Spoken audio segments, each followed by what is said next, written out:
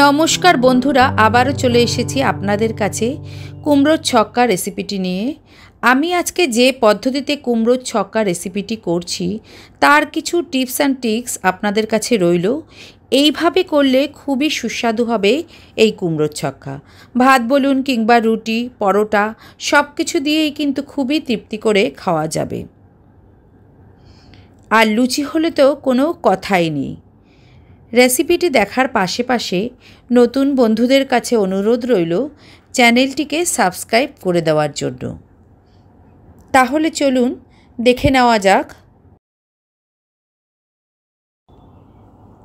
কুমড়ো আমি এখানে 500 গ্রামের মতো নিয়েছি। তারপরে এরকম বটির সাহায্যে আমি কুমড়ো খোসা ছাড়িয়ে নিচ্ছি। আমার বটি দিয়ে কাটতেই বেশ সুবিধা হয়। আপনারা যে যেরকম পছন্দ করেন ছুরি দিয়েও কেটে নিতে পারেন কিংবা বটির সাহায্যেও কেটে নিতে পারেন। খোসাটাকে খুব ভালো করে ছাড়িয়ে নেব। আর পিসগুলোকে না একটু বড় বড় করে করব, কারণ হচ্ছে কুমড়ো যেহেতু একটু নরম হয়ে থাকে সেই হেতু রান্না করতে করতে অনেকটা গলে যাওয়ার প্রবণতা থাকে। তাই একটু বড় বড় করে কুমড়োর ছক্কাটা করলে পরে রান্না করার পর কুমড়োগুলো বেশ মুখে পড়বে, একদম গলে যাবে না। এভাবেই ডুমো ডুমো করে কেটে নেব। একটা বাটিতে আমি 1 চামচ হলুদ আর সঙ্গে 1 চামচ লাল লঙ্কার গুঁড়ো অল্প জল দিয়ে গুলে নেব। মশলাটা যদি আগে গুলে নেওয়া যায় তাহলে রান্নাটায় ব্যবহার করলে সেটা কিন্তু ভালো হবে।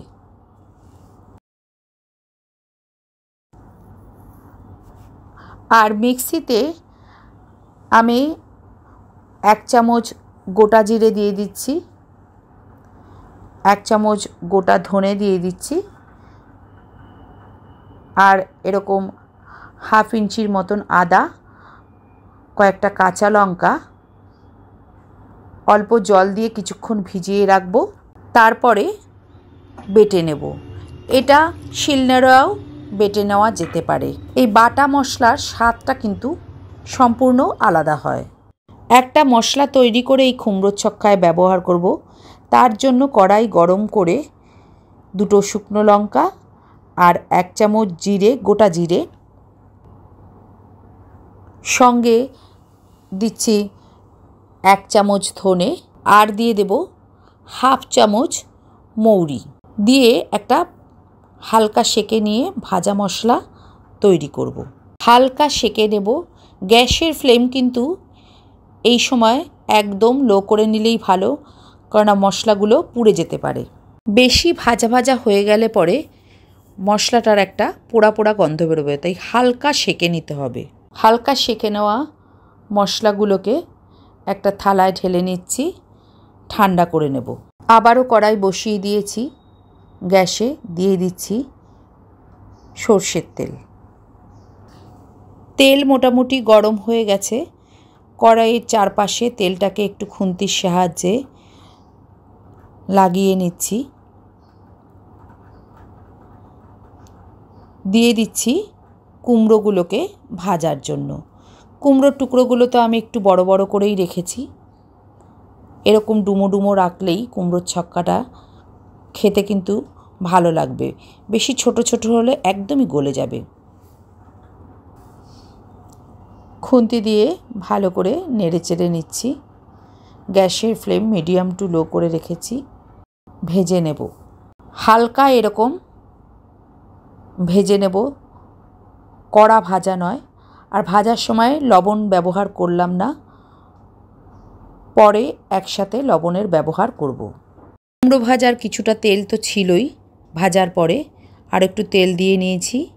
এবার ফোড়নের জন্য দিয়ে দিচ্ছি শুকনো লঙ্কা, কালো জিরে। খুন্তি দিয়ে খুব ভালো করে মশলাটাকে একটু ভেজে নিচ্ছি, ফোড়নের মশলাটাকে। এবার দিয়ে দিচ্ছি আলুর টুকরো ডুমো ডুমো করে কাটা। আলুর ব্যবহার করব কুমড়োর ছক্কাতে। আর এই আলুটা আমি আগেই ডুমো ডুমো করে কেটে নিয়েছি। কুমড়োর থেকে একটু ছোট ছোট করে কেটেছি, কারণ আলু যতক্ষণে সেদ্ধ হবে কুমড়ো তার অনেক আগেই সেদ্ধ হয়ে যাবে, সেই কারণেই আলুর টুকরোগুলো একটু ছোট ছোট করে নেওয়া। আর দিয়ে দিচ্ছি ছোলা। এই ছোলা মোটামুটি আমার ঘরে সবসময় ভেজানো অবস্থায় থাকে, যার ফলে মোটামুটি অঙ্কুর বেরিয়েই যায় ছোলার থেকে। তা আমি আর আলাদা করে সেগুলোকে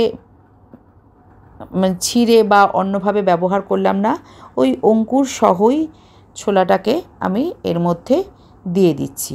আলুর সাথেই হালকা ভাজা ভাজা হয়ে যাবে। এখন আমি একটু দিয়ে দিলাম হিং। হিংটা তেলে তখন প্রথমে দিইনি, তাতে করে হিংটা পুড়ে যেতে পারে, তাই আলগা করে একটু ভিতরে জায়গা করে এখন আমি হিংটা দিয়ে দিলাম, গন্ধটাও ভালো বেরোবে।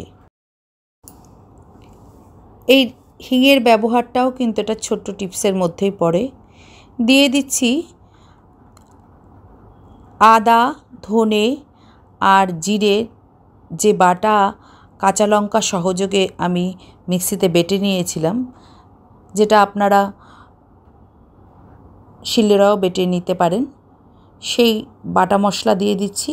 আর সঙ্গে হলুদ লঙ্কার গুঁড়োর যে মিশ্রণ আমি জলে গুলে রেখেছিলাম, সেই মিশ্রণও দিয়ে দিচ্ছি। খুন্তি দিয়ে নেড়ে চেড়ে মশলাগুলোকে একটু কষিয়ে নিলে পরে কুমড়োর টুকরোগুলোকে দিয়ে দেব, যে কুমড়ো আমি হালকা ভেজে নিয়েছিলাম। এবার কুমড়ো সহ সমস্ত মশলা খুব ভালো করে খুন্তি দিয়ে নেড়ে চেড়ে নিচ্ছি।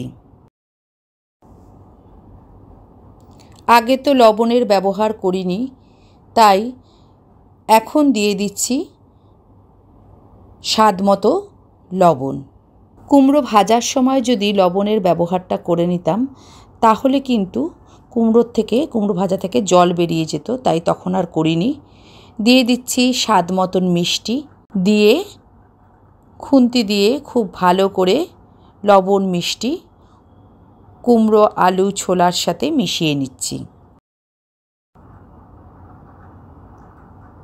ভালোভাবে মশলা যদি এরকম নেড়ে চেড়ে কষিয়ে নেওয়া যায়, তাহলে কিন্তু স্বাদ সত্যিই খুব ভালো হবে। আর আমি যেভাবে আজকে রান্নাটা করছি, এভাবে করলে তো স্বাদের কোনো ঘাটতি হবেই না। দিয়ে দিলাম অল্প একটু ঘি।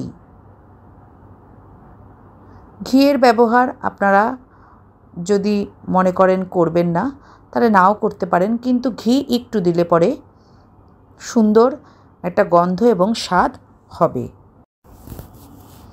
জল দিয়ে দিচ্ছি। জল বেশি দেব না, একটা আন্দাজ করে জলটা দেব, কারণ রেসিপিটা কিন্তু একটু মাখো মাখোই হবে। এই কুমড়োর ছক্কার রেসিপিটি খুন্তি দিয়ে ভালো করে নেড়ে চেড়ে নিচ্ছি। আরও একটা ছোট্ট টিপস, এখানে আমি নারকেল কোড়ার ব্যবহার করলাম। নারকেল কোড়াটা দিলে পরে এই কুমড়োর ছক্কার স্বাদটা কিন্তু এক কথায় অপূর্ব হবে, খেতে দারুণ লাগবে। ভালো করে খুন্তি দিয়ে নেড়ে চেড়ে নিচ্ছি, মোটামুটি হয়েই এসেছে প্রায়। সব শেষে দিয়ে দিচ্ছি ভাজা মশলার গুঁড়ো। 1 চামচের মতন ব্যবহার করলাম, 1 টেবিল চামচ, যেটা যে ধনে জিরে শুকনো লঙ্কা আর মৌরির আলগা সেকে আমি গুঁড়ো করে নিয়েছি, সেটাকেই ব্যবহার করলাম। হয়েই গেছে। এরকম মাখা মাখা অবস্থায় গ্যাসের ফ্লেম বন্ধ করে দেব। এরকম ছোট্ট ছোট্ট টিপস অ্যান্ড টিপস ফলো করে আপনারা বাড়িতে এরকম কুমড়োর ছক্কা তৈরি করে খেয়ে দেখবেন, আশা করি ভালো লাগবে। গরম ভাত, রুটি, পরোটা, লুচির সাথে খাওয়া যাবে সুস্বাদু এই কুমড়োর ছক্কা। কেমন লাগলো রেসিপিটি? যদি ভালো লাগে তাহলে লাইক, শেয়ার এবং সাবস্ক্রাইব করে দেবেন, পাশের বেল আইকন প্রেস করে দেবেন, যাতে করে নতুন কোনো ভিডিওর নোটিফিকেশন আপনাদের কাছে খুব সহজেই পৌঁছে যায়। দেখা হবে নতুন কোনো ভিডিওতে নতুন কোনো রেসিপির সঙ্গে। ভালো থাকবেন, সুস্থ থাকবেন, আনন্দ থাকবেন, অবশ্যই আমার সঙ্গে থাকবেন। ধন্যবাদ।